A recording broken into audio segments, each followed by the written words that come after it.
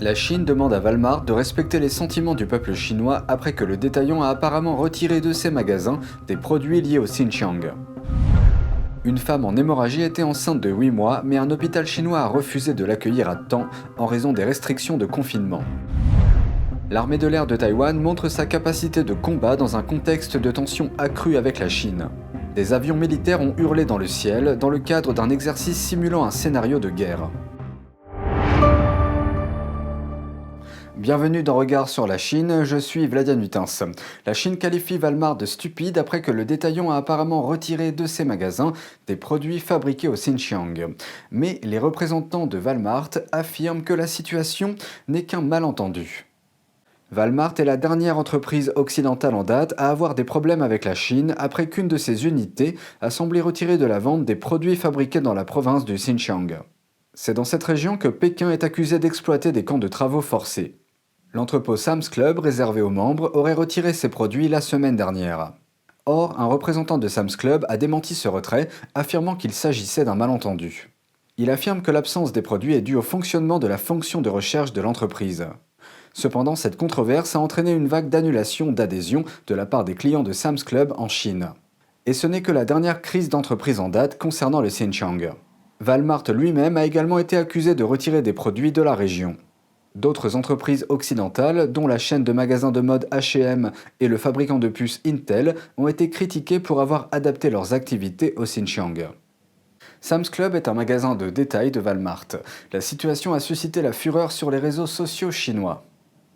Une agence chinoise a qualifié Walmart de stupide et de myope, et l'agence a également dit à l'entreprise de faire preuve de sincérité et de, je cite, « respecter les sentiments du peuple chinois si elle veut prendre pied sur le marché chinois ».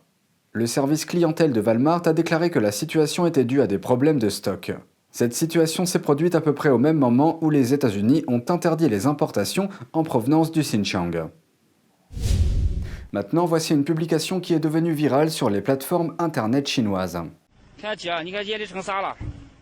La femme dans la vidéo saigne. Elle était enceinte de 8 mois et souffrait de complications apparentes. Mais l'hôpital a refusé de la soigner en raison des restrictions locales de confinement.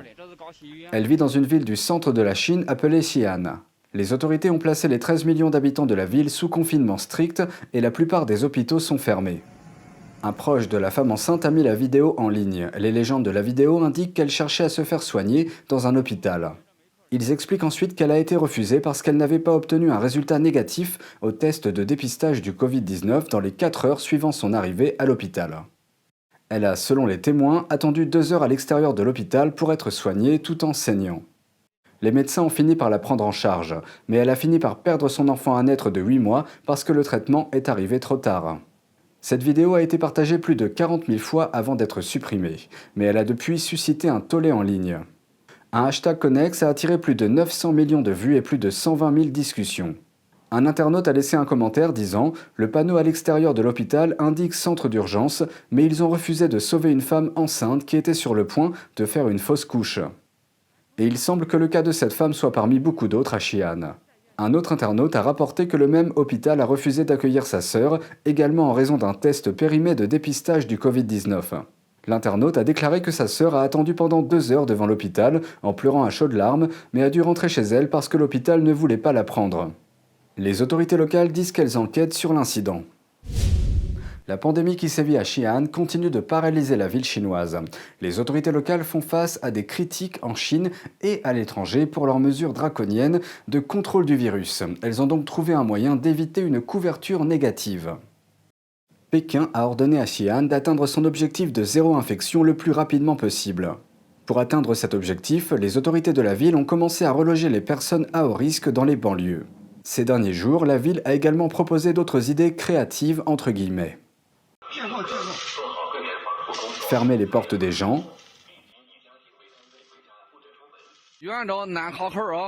poster des gardes aux entrées des quartiers pour empêcher les gens de partir, ou simplement déplacer les patients en quarantaine dans les tunnels de circulation, les parkings,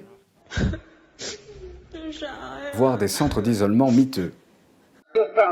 You are just not allowed to go out. The pandemic is still quite serious. For example, in the neighborhood, if you want to go downstairs to take a walk, police cars will come. They will ask you to go back home and won't allow you to get out. Mais des mesures comme celle-ci ont déclenché des réactions de repli. Afin d'atténuer la pression publique, les autorités locales ont recours à une tactique typique du livre de jeu du régime chinois. Elles ont publié un avis sur l'application de messagerie WeChat mercredi, demandant aux internautes de cesser de diffuser des informations négatives, faute de quoi leurs discussions de groupe seront censurées. Tôt mercredi matin, de nombreux habitants de Xi'an ont reçu ce qui a été qualifié d'avis important des autorités sur WeChat. Il se lit comme suit.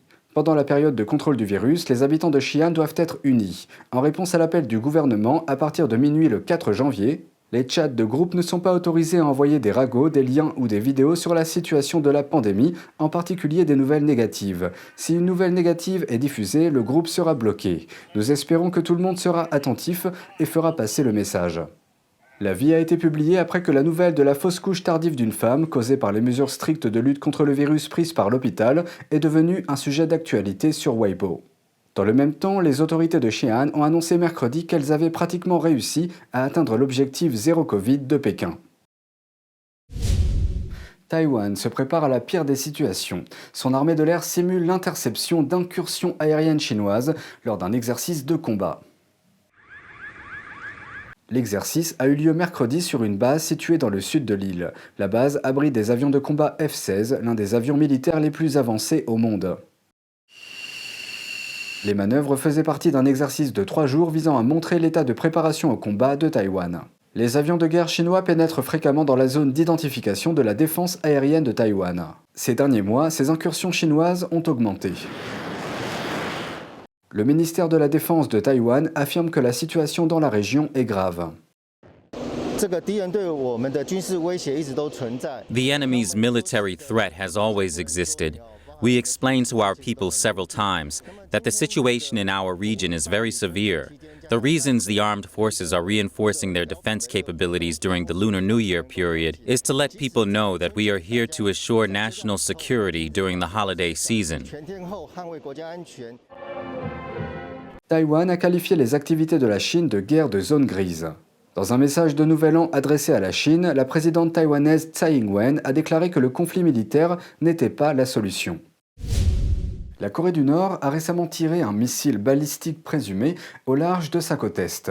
Le missile a atterri dans la mer entre la péninsule coréenne et le Japon, suscitant les condamnations de Séoul et de Tokyo.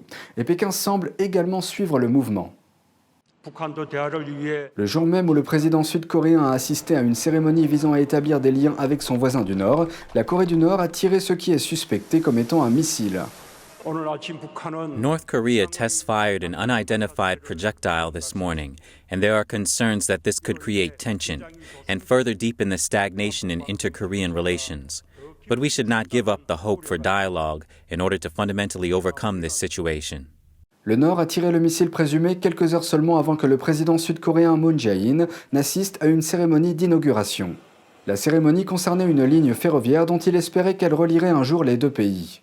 Mais les négociations ont échoué en 2018. Le ministre japonais de la Défense affirme que le missile suspecté a volé sur une distance estimée à 500 km. Et le Premier ministre du Japon a également commenté la question mercredi. Since last year, North Korea has repeatedly launched missiles, which is very regrettable. Dans le même temps, le missile suspecté semble également avoir alarmé la Chine, voisine de la Corée. Le même jour, le ministère chinois des Affaires étrangères a appelé à la prudence et a exhorté la Corée du Nord à s'ouvrir au dialogue. Under the current circumstances, all parties should bear in mind the bigger picture. Act cautiously. La Corée du Nord a testé une variété de nouveaux missiles balistiques à courte portée malgré l'interdiction des Nations Unies. Le pays a lancé le missile le plus récent depuis un sous-marin en octobre de l'année dernière. Les États-Unis ont déclaré que la Corée du Nord tente de concevoir des armes capables d'échapper au système de défense contre les missiles balistiques dans la région. Le leader nord-coréen Kim Jong-un a promis de renforcer l'armée dans son discours du Nouvel An. Les pourparlers avec la Corée du Sud et les États-Unis sont au point mort. Plus tôt cette semaine, le département d'État américain a réitéré le souhait des États-Unis de dialoguer avec la Corée du Nord. C'est tout pour aujourd'hui, merci d'avoir suivi Regard sur la Chine. On se retrouve lundi pour une nouvelle émission. Prenez soin de vous et à bientôt.